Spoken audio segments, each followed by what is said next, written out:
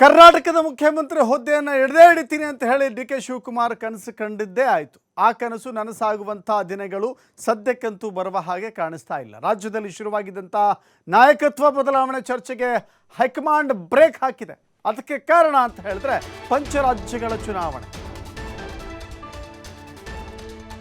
ಡಿ.ಕೆ. ಶಿವಕುಮಾರ್ ಅವರ ಕನಸು ಹಾಗೆ ಪೋಸ್ಟ್ಪೋನ್ ಆಗ್ತಾ ಇದೆ. ಹೀಗೆ ಪಂಚರಾಜ್ಯಗಳ ಚುನಾವಣೆ ಮುಗಿಯುವವರೆಗೂ ಕೂಡ ಯಾವುದೇ ರೀತಿಯ ಬದಲಾವಣೆ ಇಲ್ಲ. ಬದಲಾವಣೆ ವಿಚಾರದಲ್ಲಿ ಗಟ್ಟಿ ನಿರ್ಧಾರಕ್ಕೆ ಹೈಕಮಾಂಡ್ ಬಂದಿದೆ.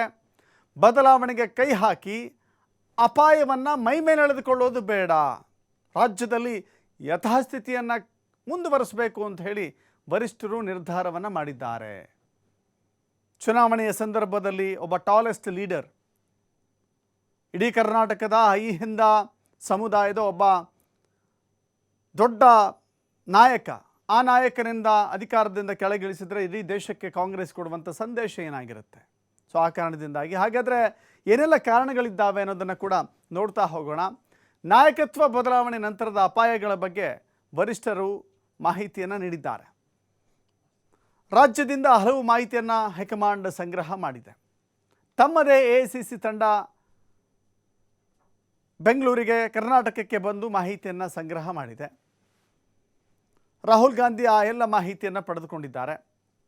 ಮಾಹಿತಿ ಆಧಾರದ ಮೇಲೆಯೇ ಬದಲಾವಣೆ ವಿಚಾರದಲ್ಲಿ ಜಪ್ಪಯ್ಯ ಅಂದರೂ ಕೂಡ ರಾಹುಲ್ ಗಾಂಧಿ ಆ ವಿಚಾರದಲ್ಲಿ ಮಾತನಾಡ್ತಾ ಇಲ್ಲ. ಡಿ.ಕೆ. ಶಿವಕುಮಾರ್ ಪದೇ ಪದೇ ಒತ್ತಡವನ್ನು ಹಾಕಿದರೂ ಕೂಡ ಅದಕ್ಕೆ ಕಿವಿ ಕೊಡ್ತಾ ಇಲ್ಲ ರಾಹುಲ್ ಗಾಂಧಿ. ಸರ್ಕಾರವೂ ಉಳಿಬೇಕು, ಪಕ್ಷಕ್ಕೂ ಡ್ಯಾಮೇಜ್ ಆಗಬಾರ್ದು. ಹಾಗಾಗಿ ಇದು ಅತ್ಯಂತ ಸಮತೋಲಿತ ನಿರ್ಧಾರ ಅಂತ ಹೇಳಿ ಹೈಕಮಾಂಡ್ ಅಂದುಕೊಂಡಿದೆ. ಹೀಗಾಗಿಯೇ ಡಿ.ಕೆ. ಶಿವಕುಮಾರ್ ಭೇಟಿಗೆ ಅವಕಾಶವನ್ನು ರಾಹುಲ್ ಗಾಂಧಿ ಕೊಡ್ತಾನೇ ಇಲ್ಲ. ಅವಕಾಶ ಕೊಟ್ಟರೆ ಭರವಸೆ ಕೊಡಬೇಕಾಗತ್ತೆ, ನಿರಾಕರಿಸೋಕ್ಕಾಗೋದಿಲ್ಲ, ಭರವಸೆ ಕೊಡಬೇಕಾಗತ್ತೆ. ಭೇಟಿಯನ್ನೇ ಮಾಡದೆ ಹೋದರೆ ಭರವಸೆಯೂ ಇಲ್ಲ, ನಿರಾಕರಿಸದ ಲೆಕ್ಕವೂ ಆಗೋದಿಲ್ಲ ಅಂತ. ಹೀಗಾಗಿ ಡಿ.ಕೆ. ಶಿವಕುಮಾರ್ 3 ದಿನ ದೆಹಲಿಯಲ್ಲಿದ್ದರೂ ಕೂಡ ಅದಕ್ಕೆ ರೆಸ್ಪಾನ್ಸ್ ಸಿಕ್ಕಿಲ್ಲ.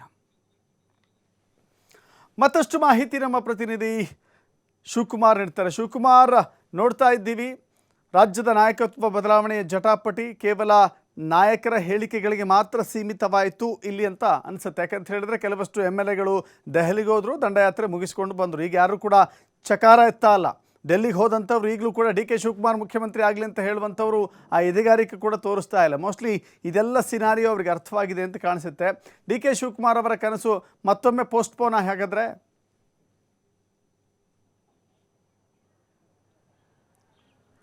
ದಶರಥ್, ಇವತ್ತು ಮಾಜಿ ಸಂಸದ ಡಿ.ಕೆ. ಸುರೇಶ್ ಅವರು ಮಾಧ್ಯಮಗಳ ಮುಂದೆ ಹೇಳಿಕೆಯನ್ನು ಕೊಟ್ಟಿದ್ದಾರೆ. ಹೇಳಿಕೆಯನ್ನು ಗಮನಿಸಿದಾಗ ಎಲ್ಲೋ ಒಂದು ಕಡೆ ಅವರಿಗೆ ಅಸಮಾಧಾನ ಆಗಿರುವಂಥದ್ದು ಬಹಳ ಸ್ಪಷ್ಟವಾಗಿ ಗೊತ್ತಾಗತ್ತೆ. ಯಾಕೆಂದರೆ 3 ದಿನಗಳ ಕಾಲ ಡಿ.ಕೆ. ಶಿವಕುಮಾರ್ ಅವರು ದೆಹಲಿಗೆ ಭೇಟಿಯನ್ನು ಕೊಟ್ಟಿದ್ದರು. ರಾಹುಲ್ ಗಾಂಧಿ ಅವರನ್ನು ಭೇಟಿ ಮಾಡಬೇಕು, ತಮ್ಮ CM ಕುರ್ಚಿ ವಿಚಾರವನ್ನು ಅವರ ಮುಂದೆ ಇಡಬೇಕು, ಪಕ್ಷಕ್ಕಾಗಿ ನಾನು ಎಷ್ಟೆಲ್ಲ ತ್ಯಾಗವನ್ನು ಮಾಡಿದ್ದೇನೆ, ಎಷ್ಟೆಲ್ಲ ಶ್ರಮವನ್ನು ಹಾಕಿದ್ದೇನೆ, ಈಗ ನನಗೆ ಒಂದು ಅವಕಾಶವನ್ನು ಮಾಡಿಕೊಡಿ ಅಂತೇಳಿ ಅವರ ಮುಂದೆ ಬೇಡಿಕೆಯನ್ನು ಇಡಬೇಕಾಗಿತ್ತು. ಆ ಕಾರಣಕ್ಕಾಗಿ ಅವರು ದೆಹಲಿಯಲ್ಲಿ 3 ದಿನಗಳ ಕಾಲ ರಾಹುಲ್ ಗಾಂಧಿ ಅವರ ಭೇಟಿಗೆ ಪ್ರಯತ್ನವನ್ನು ಮಾಡಿದರು. ಆದರೆ ರಾಹುಲ್ ಗಾಂಧಿ ಅವರು ಭೇಟಿಗೆ ಅವಕಾಶವನ್ನು ಮಾಡಿಕೊಡೋದಿಲ್ಲ. ಹಾಗಾಗಿ ಬಹಳ ಬೇಸರ ಮತ್ತು ಅಸಮಾಧಾನದಿಂದಲೇ ಕಾಲವೇ ಉತ್ತರಿಸುತ್ತೆ ಅಂತ ಹೇಳಿಕೆಯನ್ನು ಕೊಟ್ಟು ಬೆಂಗಳೂರಿಗೆ ವಾಪಸ್ ಆಗಿದ್ರು. ನಂತರ ಈಗ ದಾವೋಸ್ಗೆ ತೆರಳಿದ್ದಾರೆ. ಸೊ ಅವರ ಸಹೋದರ ಕೂಡ ಇವತ್ತು ಮಾಧ್ಯಮಗಳ ಮುಂದೆ ಅದೇ ವಿಚಾರವನ್ನು ಪ್ರಸ್ತಾಪ ಮಾಡಿದ್ದಾರೆ. ಅಂದರೆ ನಾವು ಬಹಳ ತಾಳ್ಮೆಯಿಂದ ಕಾದು ನೋಡ್ತಾ ಇದ್ದೇವೆ, ಆದರೆ ರಾಷ್ಟ್ರೀಯ ನಾಯಕರಾಗಿರುವಂಥ ರಾಹುಲ್ ಗಾಂಧಿ ಅವರ ಮನಸ್ಸಿನ ಚಿಂತನೆ ಯಾವ ರೀತಿ ಅಲ್ಲಿ ನಡೀತಾ ಇದೆ ಗೊತ್ತಿಲ್ಲ. ನಮಗೆ ನಮ್ಮ ಸಹೋದರ ಮುಖ್ಯಮಂತ್ರಿ ಆಗಬೇಕು ಅನ್ನುವಂಥ ಆಸೆಗಳಿದೆ. ಹಾಗೆ ಮಂತ್ರಿಗಳಾಗಬೇಕಾಗಿರುವಂಥವ್ರಿಗೂ ಕೂಡ ಅವರದ್ದೇ ಆದಂಥ ಆಸೆಗಳಿದೆ. ಆದರೆ ಇಲ್ಲಿ ಯಾಕೆ ಈ ರೀತಿಯಾಗಿ ಆಗ್ತಾ ಇದೆ ಅನ್ನುವಂತಹ ಅಸಮಾಧಾನವನ್ನು ಬಹಿರಂಗವಾಗಿ ಅವರು ತೋಡ್ಕೊಂಡಂತೆ ಕಾಣಿಸ್ತಾ ಇದೆ. ಹಾಗಾಗಿ ಡಿ.ಕೆ. ಶಿವಕುಮಾರ್ ಅವರ CM ಕುರ್ಚಿ ವಿಚಾರ ಮತ್ತಷ್ಟು ಮುಂದಕ್ಕೆ ಹೋಗುವಂಥ ಸಾಧ್ಯತೆಗಳಿದೆ. ಯಾಕೆಂದರೆ ಈಗ 22ರಿಂದ ರಾಜ್ಯದಲ್ಲಿ ಅಧಿವೇಶನ ಪ್ರಾರಂಭವಾಗ್ತಾ ಇದೆ. ನರೇಗಾ ವಿಚಾರದಲ್ಲಿ ದೊಡ್ಡ ಮಟ್ಟದ ಹೋರಾಟವನ್ನು ಕೇಂದ್ರ ಸರ್ಕಾರದ ವಿರುದ್ಧ ಹಮ್ಮಿಕೊಳ್ಳೋದಕ್ಕೆ ಈ ಒಂದು ಸದನದಲ್ಲೂ ಕೂಡ ಚರ್ಚೆಗಳಾಗತ್ತೆ. ಹಾಗೆ ನಿರಂತರವಾಗಿ ಜಿಲ್ಲಾ ತಾಲೂಕು ಮಟ್ಟದಲ್ಲಿ ಹೋರಾಟಗಳನ್ನು ರೂಪಿಸಬೇಕಾಗತ್ತೆ. ತದನಂತರದಲ್ಲಿ GBA ಚುನಾವಣೆಗಳು ಎದುರಾಗ್ತಾ ಇದೆ. ತದನಂತರ ಜಿಲ್ಲಾ ಪಂಚಾಯತ್, ತಾಲೂಕ್ ಪಂಚಾಯತ್ ಚುನಾವಣೆಗಳು ಎದುರಾಗ್ತಾ ಇದೆ. ಇದರ ನಡುವೆ ಮುಂದಿನ ಡಿಸೆಂಬರ್ವರೆಗೆ ತಮಿಳುನಾಡು, ಪುದುಚೇರಿ, ಕೇರಳ, ಪಶ್ಚಿಮ ಬಂಗಾಳ ಹಾಗೆ ಅಸ್ಸಾಂಗೆ ವಿಧಾನಸಭೆಗೆ ಚುನಾವಣೆಗಳು ಕೂಡ ನಡೀತಾ ಇದೆ. ಸೊ ಹಾಗಾಗಿ ಈಗ ರಾಷ್ಟ್ರೀಯ ನಾಯಕರು ಆ ಕಡೆ ಆಗೋದ್ರಿಂದ ಸಹಜವಾಗಿ ಈ ಕಡೆ ಅವರಿಗೆ ಬಹಳಷ್ಟು ಈ ಒಂದು ವಿಚಾರದಲ್ಲಿ ಮಧ್ಯಪ್ರವೇಶವನ್ನು ಮಾಡಿ ಯಾವುದಾದ್ರೂ ಒಂದು ನಿರ್ಧಾರವನ್ನು ತೆಗೆದುಕೊಳ್ಳೋದಕ್ಕೆ ಆಗ್ತಾ ಇಲ್ಲ. ಸೊ ಹಾಗಾಗಿ ಮತ್ತಷ್ಟು ದಿನ ಮುಂದಕ್ಕೆ ಹೋಗುವಂಥ ಸಾಧ್ಯತೆಗಳಿದೆ.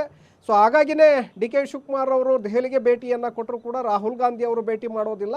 ಇದರ ಹಿಂದಿರುವಂಥದ್ದು ಬಹಳ ವಾಸ್ತವ. ಯಾಕೆಂದರೆ ಒಂದು ವೇಳೆ ಏನಾದರೂ ಭೇಟಿಗೆ ಅವಕಾಶವನ್ನು ಮಾಡಿಕೊಟ್ರೆ ಸಹಜವಾಗಿ ಡಿ ಕೆ ಶಿವಕುಮಾರ್ ಅವರ ಮನವಿಯನ್ನು ಆಲಿಸಬೇಕಾಗತ್ತೆ. ಆನಂತರ ತಾವು ಒಂದು ನಿರ್ಧಾರವನ್ನು ಅವ್ರಿಗೆ ಹೇಳಬೇಕಾಗತ್ತೆ. ಸಿದ್ದರಾಮಯ್ಯನವರನ್ನು ಮುಂದುವರಿಸ್ತೇವೆ ಅಂತನೋ ಅಥವಾ ನಿಮ್ಮನ್ನು ಮುಂದಿನ ದಿನಗಳಲ್ಲಿ ಮಾಡ್ತೇವೆ ಅನ್ನುವಂಥ ಭರವಸೆಯನ್ನು ಕೊಡಬೇಕಾಗತ್ತೆ. ಭೇಟಿ ಮಾಡದೇ ಹೋದರೆ ಯಥಾಸ್ಥಿತಿ ಹಾಗೆ ಮುಂದುವರಿಯುತ್ತೆ. ನಾವು ಈ ಎಲ್ಲ ನರೇಗಾ ಹೋರಾಟ ಇರ್ಬೋದು, ವಿಧಾನಸಭಾ ಚುನಾವಣೆಗಳಿರ್ಬೋದು, ಇದೆಲ್ಲವನ್ನು ಕೂಡ ನಾವು ಮುಗಿಸ್ಕೊಳ್ಬಹುದು ಅನ್ನುವಂಥ ಲೆಕ್ಕಾಚಾರ ರಾಹುಲ್ ಗಾಂಧಿ ಅವರ ಮನಸ್ಸಿನಲ್ಲಿ ಇದ್ದಂತೆ ಕಾಣಿಸ್ತಾ ಇದೆ. ಹಾಗಾಗಿ ಭೇಟಿಗೆ ಅವಕಾಶವನ್ನು ಮಾಡಿಕೊಟ್ಟಿಲ್ಲ. ಭೇಟಿಗೆ ಅವಕಾಶ ಸಿಗದೇ ಇರೋದ್ರಿಂದ ಸಹಜವಾಗಿ ಇಲ್ಲಿ ಡಿ ಕೆ ಶಿವಕುಮಾರ್ ಅವ್ರಿಗೂ ಕೂಡ ಬಹಳ ಬೇಸರ ಆಗಿದೆ. ಇಷ್ಟೆಲ್ಲ ನಾನು ಮಾಡಿದರೂ ಕೂಡ ನನಗೆ ಅವಕಾಶವನ್ನು ಮಾಡಿಕೊಡ್ತಾ ಇಲ್ವಲ್ಲ. ಹಿಂದೆ ಕೂಡ 2 ಬಾರಿ ದೆಹಲಿಗೆ ಭೇಟಿ ಕೊಟ್ಟಿದ್ರು ಕೂಡ ಆಗಲೂ ಭೇಟಿ ಮಾಡಲಿಲ್ಲ. ಮೊನ್ನೆ ಮೈಸೂರಿನಲ್ಲಿ ಸಿಕ್ಕಂಥ ಸಂದರ್ಭದಲ್ಲಿ ನನಗೊಂದು ಆಶ್ವಾಸನೆ ಸಿಕ್ಕಿತ್ತು, ದೆಹಲಿಗೆ ಬನ್ನಿ ನಾವು ಮಾತನಾಡೋಣ ಅನ್ನುವಂಥ ಭರವಸೆಯನ್ನು ರಾಹುಲ್ ಗಾಂಧಿ ಅವರೇ ಕೊಟ್ಟಿದ್ರು. ಈಗ ನೋಡಿದ್ರೆ ನಾನು ದೆಹಲಿಗೆ ಹೋದರೆ ಅವರೇ ಭೇಟಿಗೆ ಅವಕಾಶ ಸಿಗ್ತಿಲ್ಲ ಅಂದರೆ ನಾನು ಏನು ಮಾಡಬೇಕು ಅನ್ನುವಂಥ ಯೋಚನೆ ಈಗ ಡಿ ಕೆ ಶಿವಕುಮಾರ್ ಅವರಲ್ಲಿ ಶುರುವಾಗಿದೆ. ಹಾಗಾಗಿ CM ಕುರ್ಚಿಯ ವಿಚಾರ, ನಾಯಕತ್ವ ಬದಲಾವಣೆಯ ವಿಚಾರ ಮತ್ತಷ್ಟು ದಿನಗಳ ಕಾಲ ಮುಂದಕ್ಕೆ ಹೋಗ್ತಾ ಇದೆ. Dasharath. Yes, thank you Shivakumar ನಿಮ್ಮೆಲ್ಲ ಮಾಹಿತಿಗೆ.